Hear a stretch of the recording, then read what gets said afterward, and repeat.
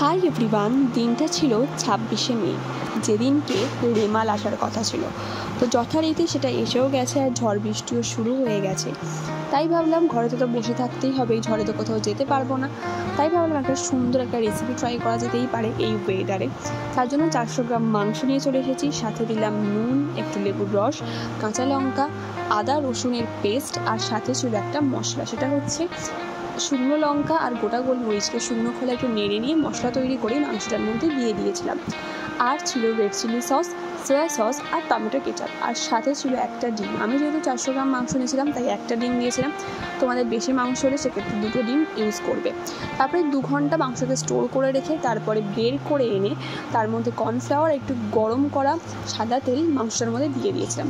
তারপর যথারীতি মাংসটাকে ভালো করে ভেজে নিয়ে তুলে রেখেছিলাম। আর তারপর আবার কড়াইতে তেল দিয়ে একদম ছোট করে কাটা আদা রসুনের কুচি, আর সাথে রিং করে কাটা পেঁয়াজ কুচি, জুলিয়ান করে কাটা ক্যাপসিকাম, আর এই যে মশলাটা সেটাও দিয়ে দিলাম আর দিলাম একটু নুন স্বাদ মতো, তোমরা যে যার স্বাদ মতো নুনটা দিয়ে দিও। তারপরে ওই তেলের মধ্যে tomato ketchup, red chilli sauce, soya sauce দিয়ে যখন এই সসটা তৈরি হয়ে আসবে, তেল ছেড়ে দেবে, তখন তুলে রাখা পেঁয়াজ আর ক্যাপসিকাম যেটা আমি তুলে রেখেছিলাম সেটাকে দিয়ে দিলাম। তারপরে দিলাম একটু লেবুর রস আর এই ভেজে রাখা মাংসটা দিয়ে ভালো করে এটাকে মিক্সড করে নিলেই তৈরি আমাদের ড্রাই চিলি চিকেন। সো এই ওয়েদার এটা জাস্ট অসাধারণ খেতে লাগবে। সো তোমরাও ট্রাই করো। সো আজকের ব্লগটা এইটুকুই, টাটা, বাই।